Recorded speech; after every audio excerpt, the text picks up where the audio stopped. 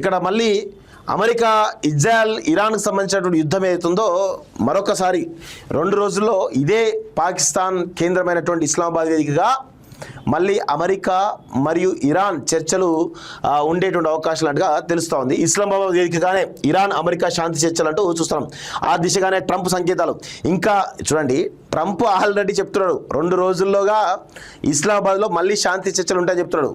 కానీ ఇరాన్ ఏం చెప్తుంది, ఇంకా ధృవీకరించలేదు, మేము ఆలోచించుకుంటాం అని చెప్పేసి చెప్తుంది. అంటే ఇరాన్ ఎంత ఎఫెక్టివ్గా ఉందో చూడండి. ఇక్కడ కొన్ని విషయాలు మనం మాట్లాడాలి. ఈ యుద్ధం కారణంగా జరిగేటువంటి పరిణామాలు ఏంది అనేది ఒక్కసారి మనం చూసినట్లయితే ఒక చిన్న అనాలిసిస్ చెప్తాం మిత్రులారా. మీకు ఇది ఎవరికి కూడా తెలియదు. చాలా క్లియర్గా కొన్ని విషయాలు మీకు చెప్పే ప్రయత్నం చేస్తా.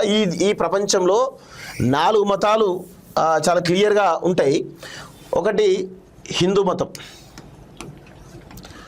2 క్రిస్టియనిజం క్రైస్తవం,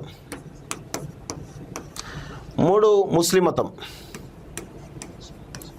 4 బౌద్ధం. సో ఇక్కడ ఒకసారి చాలా క్లియర్గా గమనించినట్లయితే ఈ 4 మతాల గొడవలే జరుగుతూ ఉంటాయి. 4 మతాలలో ముఖ్యంగా ముస్లిము అండ్ క్రైస్తవం ఈ రెండే పెద్ద ఎత్తున ఆధిపత్యం చెలాయించాలని చూస్తాయి. క్రైస్తవం ఏం చేస్తుంది, ఈ యొక్క ముస్లిం కంట్రీస్ నాశనం చేయాలని చూస్తుంది. ముస్లిమ్స్ ఏం చేస్తాయి, ఈ యొక్క క్రైస్తవం సంబంధించినటువంటి దేశాలను నాశనం చేయాలని చూస్తాయి. సో దీనిలో ప్రధానంగా ఈ హిందూ అనే బౌద్ధం అనేది ఒకసారి చూసినట్లయితే బౌద్ధం ఎప్పుడు కూడా ముస్లిం వైపే ఉంటుంది. మీరు ఒకసారి గమనించండి, ఇరాన్కు మద్దతుగా బౌద్ధం ఇది చైనా అండగా ఉంటుంది. చైనా, రష్యా లాంటి కంట్రీస్ అండగా ఉంటాయి. సో చైనా ముఖ్యంగా బౌద్ధులకు సంబంధించినటువంటి దేశం.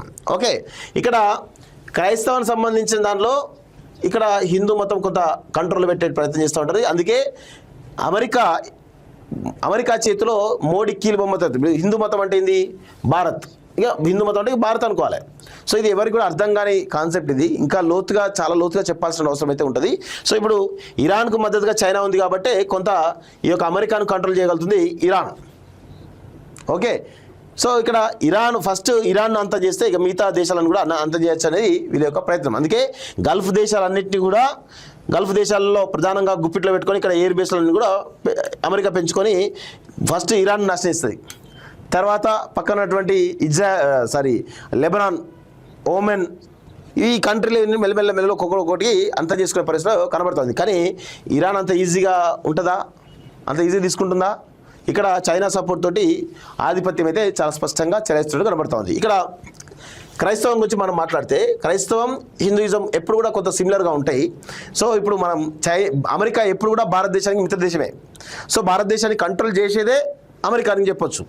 సో ఎప్పుడో 2004లోనే మోడీ ప్రైమ్ మినిస్టర్ అవుతాడు అని చెప్పినటువంటి అమెరికాలో ఒక కథనం ఉన్నది. ఇప్పటికి కూడా ఒక పేపర్ ఉన్నది.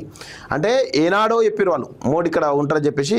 ఇక్కడ హిందుత్వం బ్రాండ్ అంబాసిడర్ బీజేపీ కాబట్టి అమెరికా కొంత పరోక్షంగా బీజేపీకి సపోర్ట్ చేస్తుంది. అందుకే ఇక్కడ పెద్ద ఎత్తున విపరీతంగా సోషల్ మీడియా ప్రచారం చేస్తూ ఉంటారు వీళ్ళంతా కూడా. అంటే ప్రజల యొక్క మనసులని వాళ్ళ యొక్క మైండ్ మొత్తం కూడా ఖరాబ్ చేసే ప్రయత్నం చేస్తూ ఉంటారు. సో ఇప్పుడున్న పరిస్థితుల్లో మీరు గమనించండి, ఇది జరుగుతున్న పరిస్థితి. మతాల గొడవనే, వేరే ఏం లేదు. ఇలా ఆధిపత్యం లేదు, యురేనియం లేదు, ఏది లేదు, ఓన్లీ ఇదే జరుగుతూ ఉన్నది. సో ఇక్కడ ఏమంటారు, ఇరాన్ చాలా స్పష్టంగా ఇంకా మేము ధృవీకరించాలని చెప్తా ఉంది. ఏర్పాటు చేసిన పాకిస్తాన్ హోర్ముజ్ జలసంధిలో కొనసాగుతున్న అమెరికా నిర్బంధం, ఇరాన్ పోర్టులకు సంబంధం లేని నౌకల రవాణాకు అనుమతి, పలు ఇరాన్ నౌకలు వెనక్కి, హోర్ముజ్ స్వేచ్ఛగా ఉండాలి, పశ్చిమాసియాలో ఉద్రిక్తల నుంచి ఉపశమనం తక్షణ అవసరం, ఫోన్ చర్చలో మోడీ ట్రంప్ 40 నిమిషాలు మాట్లాడుకున్న నేతలు అంటూ చూస్తున్నాం. ఏం మాట్లాడతాడు ట్రంప్, ఏది చెప్తే అది వింటాడు మోడీ, గంగిరెద్దు లెక్క వింటాడు, అంతే తప్ప ఏముంటుంది ఇలా ఏమీ లేదు ఇక్కడ. సో అమెరికా ఇరాన్ మధ్య మరో దఫా చర్చల కోసం రంగం సిద్ధమవుతుంది. లేదు ఇదంటూనే ఇరు వర్గాలు కూడా సమావేశాలు సిద్ధమవుతున్నాయి. 2 రోజుల్లో 2 దఫా చర్చలు జరిగే అవకాశం ఉందని, అది పాకిస్తాన్లోని ఇస్లామాబాద్ వేదికగానే జరగొచ్చని అమెరికా అధ్యక్షుడు ట్రంప్ సంకేతాలు ఇచ్చారు. శాంతి చర్చలు కొనసాగించేందుకు పాకిస్తాన్ అటు అమెరికాతో ఇటు ఇరాన్తో సంప్రదింపులు జరుపుతూనే ఉందని, 2వ దఫాకు ఏర్పాటు కూడా చేస్తుందని పాక్ దౌత్య వర్గాలు వెల్లడించాయి.